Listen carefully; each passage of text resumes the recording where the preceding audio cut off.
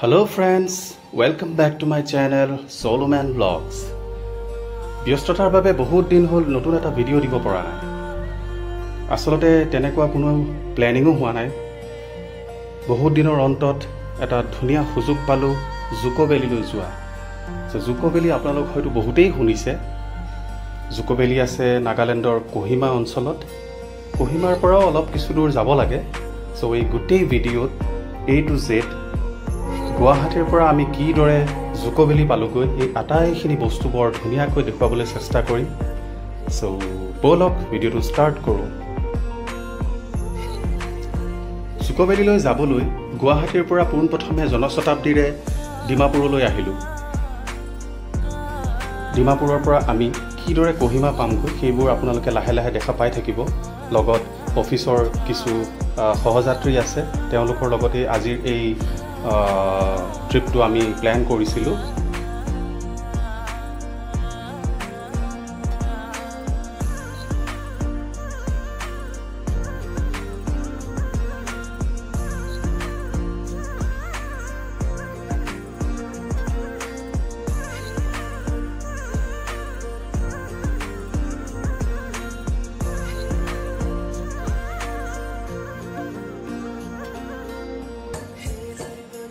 লামডিঙত কিছু পৰৰ বাবে ট্ৰেইনখন ৰখোৱাত বিৰাটেই ভোক লাগি আছিল। সেই গতিকে ট্ৰেইনৰ পৰা নামি আমি কি ক'ত খাবলৈ পায় তাকে বিচাৰ খুচাৰ কৰাত লাগিলোঁ।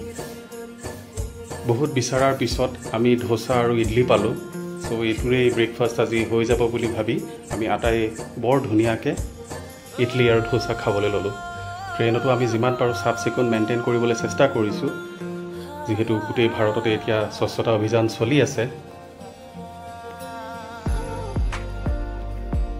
ফাইনেলি আমি ডিমাপুৰ ষ্টেচন পালোঁ। ডিমাপুৰত নামি সকলোৱে নিজৰ নিজৰ বেগবোৰ ভালদৰে পৰীক্ষা কৰি ল'লোঁ, যাতে কিবা কিবি এৰি থৈ অহা নাই।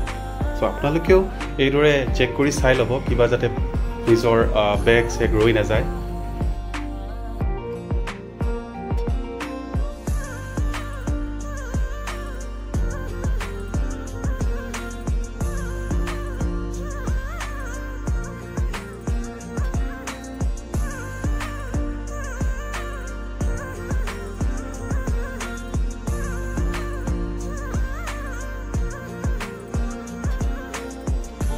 ডিমাপুৰত নামি আকাশখনলৈ দেখা পাই মনটো বিৰাটেই ধুনীয়া লাগি গ'ল। লগতে ডিমাপুৰ ষ্টেচনটো বিৰাটেই ধুনীয়া। ইয়াত নাগা কিছুমান কীৰ্তিচিহ্ন তেওঁলোকে ধুনীয়াকৈ বনাই ৰাখিছে।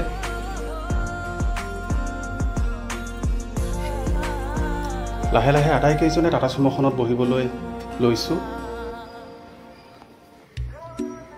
কোহিমালৈ ডিমাপুৰৰ পৰা কোহিমালৈ যোৱা দুটা ৰাস্তা আছে। এটাটো আপুনি হাইৱে হৈ যাব পাৰে আৰু এটা আপুনি অকণমান দূৰ হয় যদিও বেলেগ এটা ৰাস্তা আছে। যিহেতু কেইদিনমান আগতে ইয়াতে লেণ্ডশ্লাইড হৈ গৈছিলে, যাৰ কাৰণে সময়ে সময়ে সেই হাইৱেটো বন্ধ কৰি থয়। সেই গতিকে আমি এটা বেলেগ ৰাস্তা হৈ পেলাই যিটো দূৰো হয় সেইটো ৰাস্তাদি যাবলৈ আগবাঢ়িছোঁ।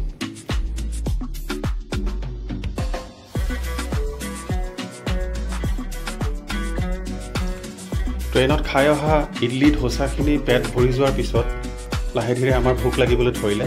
সেই গতিকে ৰাস্তাৰ কাষতে থকা এইবোৰ ভেণ্ডৰ আপোনালোকে পাই যাব যদি যায়।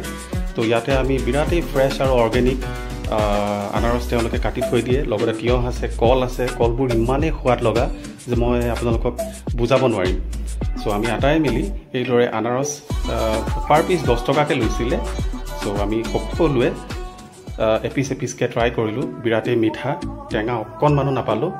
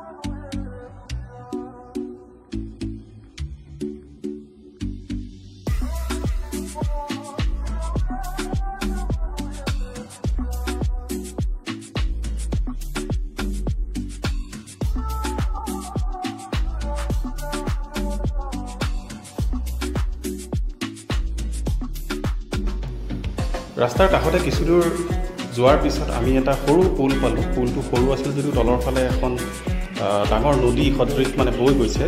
বৰ্তমান পানী ইয়াত কম, তো আমি তাতে কাষতে ৰৈ পেলাই অকণমান ৰিফ্ৰেছ হৈ ল'লোঁ, লগতে ফটো ছেশ্যনো কৰিবলৈ আৰম্ভ কৰিলোঁ।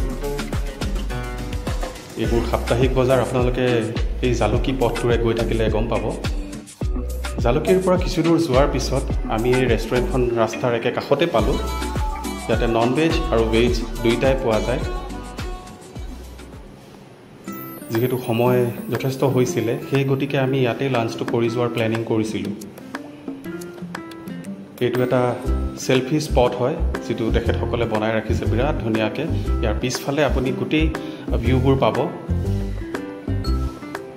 কাষতে খেলা ধূলা কৰিবলৈ সৰু ল'ৰা ছোৱালীৰ বাবে পাৰ্কো আছে ইয়াতে। ওপৰত উঠি গৈ আপুনি যিটো অনুভৱ কৰিব, সেইটো সঁচাই পাহৰিব নোৱাৰা এটা স্মৃতি সদায় থাকি যাব আপোনাৰ বুকুত। দূৰৰ পাহাৰবোৰ, পাহাৰৰ ওপৰত মেঘৰ ছাদ।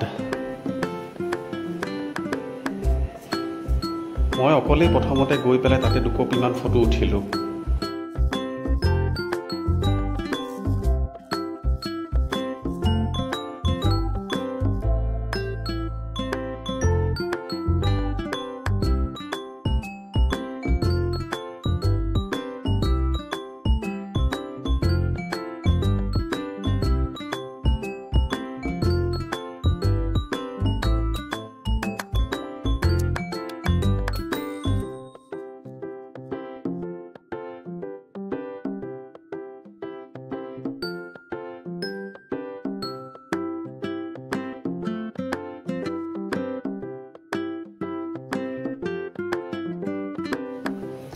ৰেষ্টুৰেণ্টখনৰ একে গাতে লাগি আছে ফাৰ্মাৰ্ছ অৰ্গেনিক মাৰ্কেট।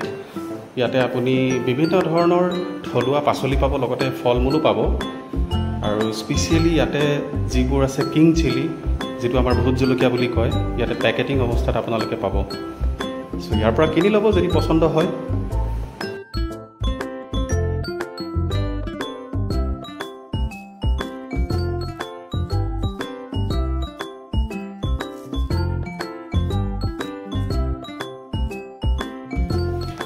ৰেষ্টুৰেণ্টখনৰ খানাবোৰ ইমানেই ধুনীয়া আছিলে, আমাৰ ভাত খাবলৈ মন নগ'ল যদিও আমি ৰুটি আৰু চব্জি তৰকাৰী যিখিনি পাৰোঁ সেইখিনিকে ল'লোঁ, যিহেতু আমি ভেজ পাৰ্টটোত সোমাইছিলোঁ।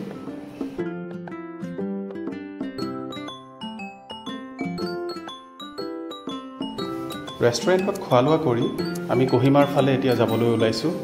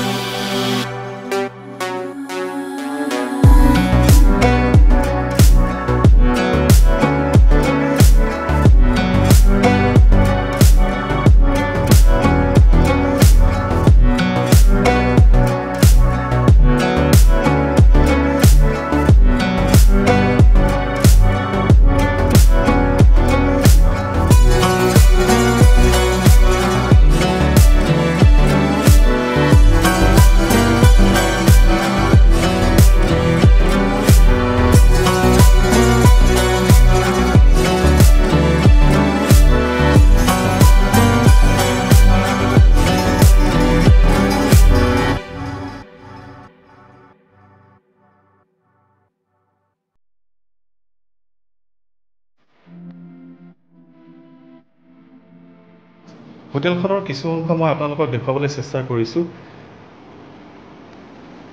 আপোনালোকে দেখিব পাৰিছে বিৰাটেই ধুনীয়া এখন হোটেল। চাৰ্জো ইমান বেছি নহয় ইয়াতে। আৰু এটা বস্তু ইয়াত পিছলৈ এক্সপিৰিয়েঞ্চ কৰিলোঁ, অহাকালিলৈ ৰাতিপুৱাই জুকো ভেলীলৈ এইখন হোটেলৰ পৰাই আমি যাম। চ' বাকী অংশ আপোনালোকক পিছৰ পাৰ্টটোত দেখুৱাবলৈ চেষ্টা কৰিম।